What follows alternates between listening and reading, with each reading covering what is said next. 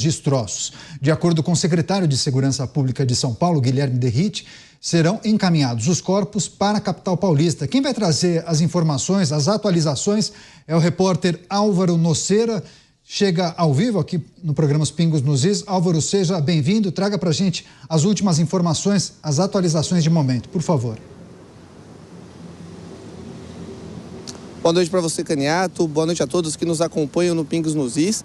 Exatamente após esse trabalho da perícia em Vinhedo, os corpos devem chegar aqui no Instituto Médico Legal de São Paulo, que será reforçado durante essa madrugada para poder dar conta deste trabalho. Mais 5 equipes devem sair daqui de São Paulo com direção a Vinhedo para ajudar tanto no reconhecimento como também na recolha para pegar estes corpos deste trágico acidente. O voo, ele saiu do interior do Paraná, da cidade de Cascavel, com direção ao aeroporto de Guarulhos, mas infelizmente acabou caindo na cidade de Vinhedo, deixando então 61 pessoas mortas. Estes corpos devem chegar então na madrugada de hoje aqui no Instituto Médico Legal e nós estamos aqui na frente. A qualquer novidade nós voltamos aqui na programação da Jovem Pan.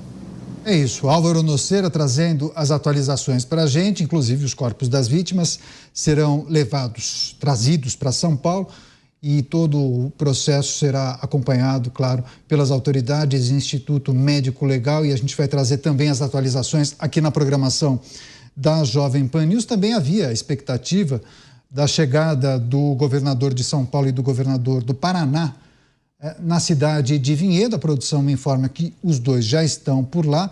Daqui a pouco, inclusive, devem conversar com a imprensa. A expectativa para essa coletiva, governadores de São Paulo e Paraná conversando com os jornalistas para detalhar também esse trabalho em conjunto realizado pelas autoridades também dos dois estados. Bom, vamos girar com os nossos comentaristas. Antes disso, tem uma informação, a gente tem trazido inclusive depoimentos de várias pessoas ali da região que presenciaram esse trágico acidente. Uma vizinha da região que o avião caiu afirmou ter visto a aeronave rodopiar no ar e que perdeu a altitude muito rápido. Para ela, o avião colidiu em uma árvore ao lado de sua casa e em seguida explodiu. A nossa produção separou esse trecho. Vamos acompanhar. O barulho foi forte, deu tempo das pessoas perceberem que algo estava acontecendo, né? Essa tragédia iria acontecer. Não tinha como o piloto fazer praticamente mais nada, porque ele estava perdendo a altitude muito rápido. Ele estava descendo, ele chegou a bater na árvore que tem na minha casa. A ponta da asa dele chegou a bater, ele pegou um pouquinho a altitude e depois ele rodopiou. Subiu mais um pouquinho e rodopiou. Eu pensei que ele fosse cair em um terreno de árvores que tem lá na minha casa, né? Porque foi muito, muito forte, muito intensa a explosão.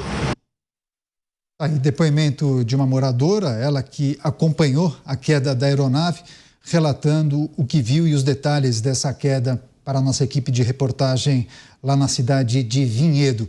Mota, claro, a gente tem procurado levantar todas as informações, mas há uma grande expectativa para o processo de investigação, apuração, perícia. Isso é um processo que não é muito rápido, por mais que as autoridades e o CENIPA, por meio de seus porta-vozes, tenha informado que isso deve ser concluído o mais rapidamente possível, mas é claro que isso deve demorar pelo menos, 1 ano e meio, 2 anos.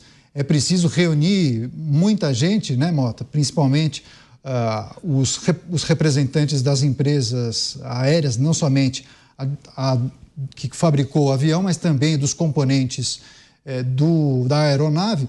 Mas, enfim, o que a gente precisa considerar em relação ao apoio governamental nesse momento às famílias das vítimas. Enfim, daqui a pouco, inclusive, expectativa para uma coletiva de imprensa, o governador Tarcísio de Freitas decretou luto de 3 dias, mas foi criado um gabinete de crise com representantes das forças de segurança para dar todo o apoio também às famílias das vítimas. Esse tipo de apoio é fundamental nesse momento, que é algo inimaginável para muitas famílias, né, Mota? Claro, Caniato. São dois aspectos distintos dessa questão, né? O primeiro é a tragédia humana, é a perda súbita de um ente querido e de uma forma como, eu não sei se foi o Fernando ou o Diogo que disse, mas quando você perde familiares em acidentes aéreos, por alguma razão, o trauma é muito maior do que se você perde de outras formas. Então, esse apoio às famílias, que vai ser dado pela empresa, pela seguradora, pelo governo, é muito importante, é fundamental. Agora, a gente não consegue escapar do desejo de saber o que foi que aconteceu. Eu vejo isso como uma coisa muito natural. É preciso entender o que leva um avião a despencar do céu. É o que a gente vê nesses vídeos, né?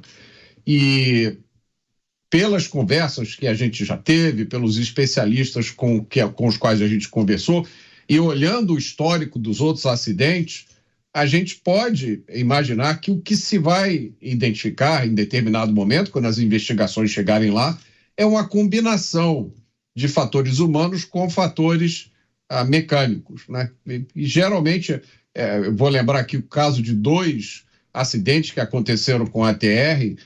O Beraldo já falou, que foi o voo 235 da Transásia, que ia de Taipei para Kinmen, em Taiwan. Esse acidente aconteceu em fevereiro de 2015, com a ATR-72, e foi um erro, uma falha no mecanismo de angulação das pás da hélice. Esse avião, o mecanismo colocou as pás de um dos motores na posição neutra. E aí aquele motor efetivamente parou de funcionar. Os pilotos não entenderam o que estava acontecendo e desligaram o outro motor. Então, o avião ficou sem os 2 motores logo após a decolagem e caiu. Isso foi em fevereiro de 2015.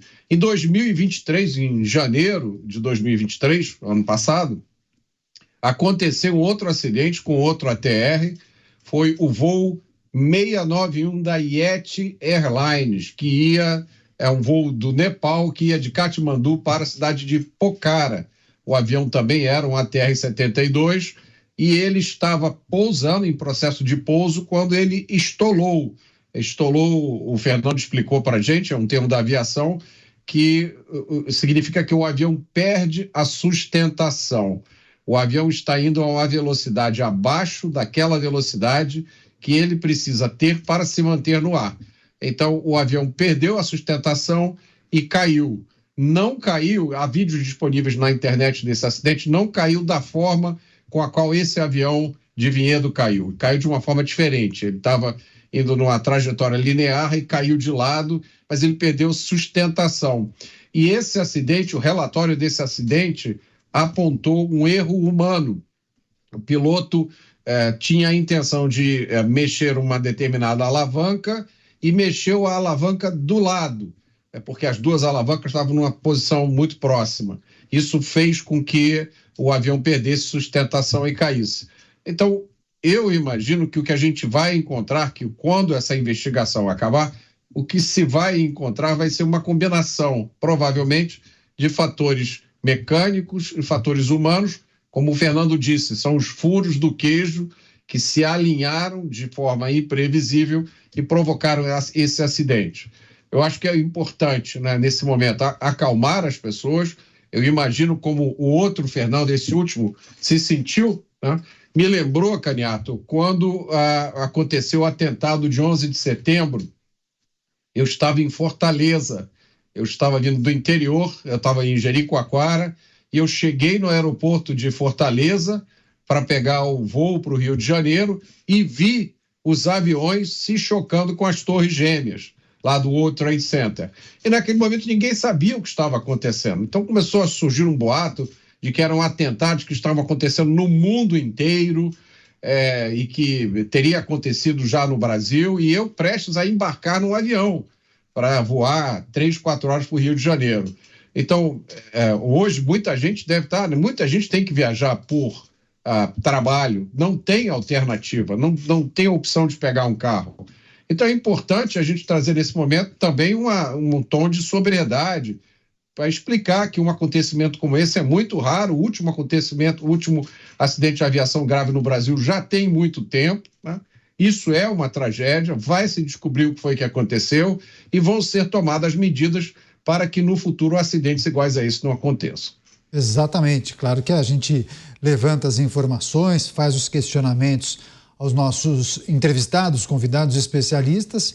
Enfim, claro que a gente vai aguardar o avanço das apurações e das investigações para trazer todas as informações e os detalhes sobre esse acidente. Só relembrar